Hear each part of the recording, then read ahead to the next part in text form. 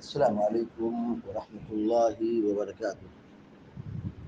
الحمد لله رب العالمين والعاقبة للمتقين، والصلاة والسلام على أشرف الأنبياء والمرسلين نبينا محمد وعلى آله وصحبه أجمعين ومن تبعهم بإحسان إلى يوم الدين. أما بعد،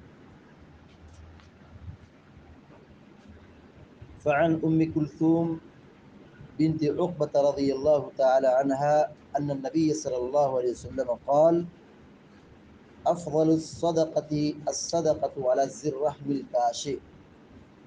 رواه الطبراني وصححه الشيخ البانی رحمہ اللہ۔ ابھی آپ کے سامنے طبرانی کی ایک صحیح روایت پڑھی گئی ہے جس کو شیخ البانی رحمہ اللہ نے صحیح قرار دیا ہے، اور یہی روایت صحیح ابن خزیمہ اور صحیح ابن حبان اور مستدرک حاکم کی روایت میں بھی موجود ہے۔ حضرت ام کلثوم بنت عقبہ رضی اللہ تعالیٰ عنہ بیان فرماتی ہیں کہ اللہ کے نبی صلی اللہ علیہ وسلم نے فرمایا: افضل الصدقۃ الصدقۃ علی ذی الرحم الکاشح۔ سب سے بہترین صدقہ اپنے ان ناراض رشتہ دار کو دینا ہے۔ اس حدیث میں اللہ کے نبی صلی اللہ علیہ وسلم اس صدقے کو سب سے افضل صدقہ قرار دے رہے ہیں۔ یہ آدمی ناراض رشتہ دار کو صدقہ دے،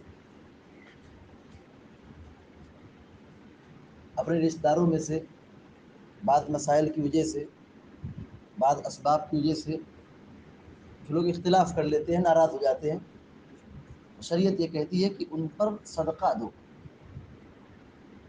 صدقہ دو۔ جو ناراض رشتہ دار ہے، رشتہ ٹوٹ رہا ہے، آنا جانا بند ہو رہا ہے، تو ایسے لوگوں پر صدقہ دو، یہ سب سے افضل صدقہ ہے۔ اچھا، شریعت نے اس کو افضل صدقہ کیوں قرار دیا ہے؟ اس لیے کہ عام مسکین پر، غریب پر صدقہ نہیں، یہ صدقہ ہے، لیکن رشتہ دار پر خرچ کرے اس پر ڈبل اجر ہے۔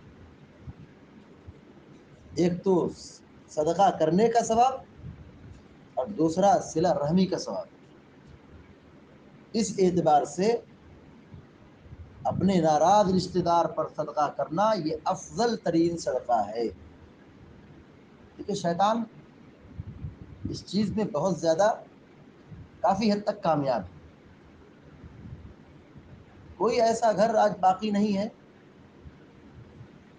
بہت کم ایسے گھر ہوں گے جہاں رشتہ داروں کے حقوق ادا کیے جاتے ہوں، جہاں سب کے رشتہ دار نارمل ہو اور سب کے آنا جانا باقی ہو، رشتہ داری باقی ہو۔ ورنہ شیطان اس معاملے میں کافی حد تک کامیاب ہے۔ کوئی ایسا گھرانہ باقی نہیں ہے جہاں پر ایک دو رشتہ دار ناراض نہ ہو۔ اس معاملے میں شیطان کافی حد تک کامیاب ہے۔ بہت کم ایسے آپ کو گھر ملیں گے جہاں پر لوگ اپنے رشتہ داروں کے ساتھ آنا جانا، صلہ رحمی اور جو اس کے حقوق ہے اس کی ادائیگی میں وہ کامیاب ہو، کھرے اترتے ہو، مکمل ادا کرنے والے ہو۔ اس حدیث میں یہ تعلیم دی جا رہی ہے کہ ایسے رشتہ داروں کا خیال رکھو جن سے ہماری ناراضگی چل رہی ہے، یا ہم ان سے ناراض ہیں یا وہ ہم سے ناراض ہیں، ہمارا آنا جانا بند ہے یا وہ ہم سے ناراض ہے، تو ان پر خرچ کریں۔ صدقہ ایک ایسی چیز ہے جو مصیبت کو ٹالتی ہے، پریشانی کو دور کرتی ہے، دلوں کے اندر جو نفرت اور کدورت ہے اور حسد ہے، بگاڑ ہے، اس کو دور کرتی ہے۔ پیارے نبی صلی اللہ علیہ وسلم ماہ رمضان میں آپ کی سخاوت بہت زیادہ ہوتی تھی۔ تو رمضان کا مہینہ یہ سخاوت کا مہینہ ہے، اس میں زیادہ سے زیادہ آدمی جس اعتبار سے فائدہ پہنچانا چاہتا ہے، صدقہ کے ذریعے سے، مال کے ذریعے سے، صلہ رحمی کے ذریعے سے، کھلانے کے ذریعے سے، پہرانے کے ذریعے سے، کھلانے کے ذریعے سے، جو بھی کر سکتا ہے آدمی کرے۔ سخاوت کا مہینہ ہے، صدقہ نکالنے کا مہینہ ہے، خیرات کا مہینہ ہے۔ تو ہم صدقہ و خیرات عام دنوں کے مقابلے میں اللہ کی توفیق سے زیادہ رمضان میں کرتے ہیں، لہذا ایسے موقع پر ہم اپنے رشتہ داروں کو نہ بھولیں۔ وہ رشتہ دار جن سے ہماری جمتی ہے، جن رشتہ داروں سے ہماری جمتی ہے، آنا جانا باقی ہے، صلہ رحمی کے تقاضے پورے ہو رہے ہیں، ان کو بھی دیں، ان پر بھی صدقہ کریں، ہدیہ بھیجیں، صدقہ دیں۔ وہ مالدار ہو تو کیا صدقہ دیں، کوئی حرج نہیں، مالدار کو بھی صدقہ دیا جا سکتا ہے۔ یہ الگ بات ہے کہ صدقہ کا مستحق غریب زیادہ ہے، لیکن اس کا یہ مطلب نہیں کہ مالدار پر صدقہ نہیں کر سکتے۔ بلا شبہ صدقے کا مال مالدار کھا سکتا ہے، رشتہ دار کو دے سکتے، ڈبل اجر ملے گا، ڈبل ثواب ملے گا۔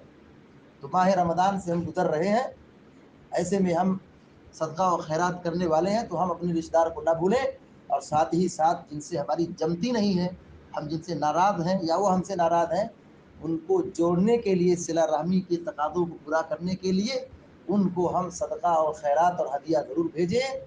اس سے رشتہ داری مضبوط ہوگی، اور رشتہ داری جو ٹوٹ رہی ہے وہ انشاءاللہ ختم ہو جائے گی۔ اللہ تعالیٰ سے دعا ہے کہ اللہ تعالیٰ ہم سب کو، آپ سب کو نیک عمل کرنے کی توفیق عطا فرمائے، اور اپنے رشتہ داروں کے ساتھ اچھا سلوک کرنے کی توفیق عطا فرمائے۔ وصلی اللہ علیہ نبینا محمد وسلم تسلیما کثیرا۔ السلام علیکم۔